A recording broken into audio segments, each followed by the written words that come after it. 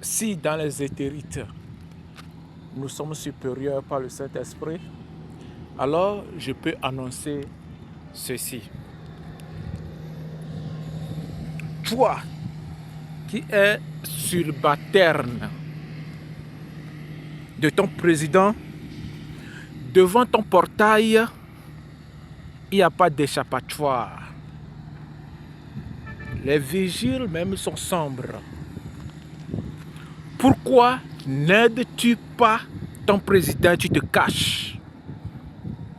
C'est le vol encastré en humain qui fait évoluer la cité, c'est-à-dire le pays énorme des vols humains.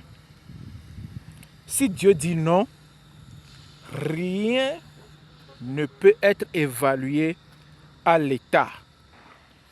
Alors, l'état n'est plus rien sur nos yeux, c'est-à-dire sous nos yeux. Si nous déclarons la mort sur une victime, ça ne partira pas à l'effet immédiat. Car ce que Dieu veut faire pour ce pays doit être extrême, c'est-à-dire dans les extrémums de l'infini pour ce pays. Dans les extrémums de ce pays, pourquoi lèves-tu pour dire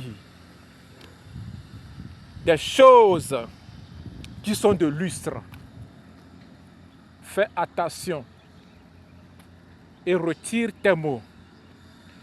Et laisse Dieu d'Abraham, d'Isaac et de Jacob pour ce qu'il a prévu pour ce pays.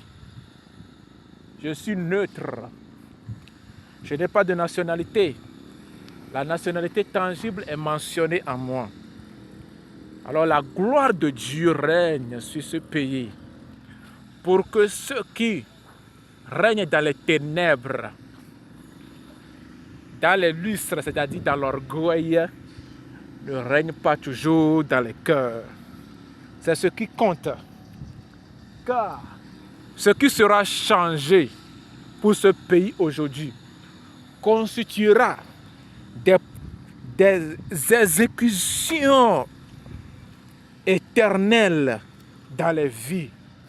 C'est ce qu'ils renoncent. Mais les gens forcent à ce que ça arrive. Pourquoi? L'ultime humain pour ce pays, pour la paix, vous régnez contre lui en ce moment. Parce que le lustre ne peut plus avoir la gloire en lui. Il n'est pour rien. Laissez-le tranquille. Telle est la prophétie de ce jour. Mais si tu comptes en débattre, écris-moi dans les noirs. Là, je te verrai plus. Gloire au règne de Yahweh.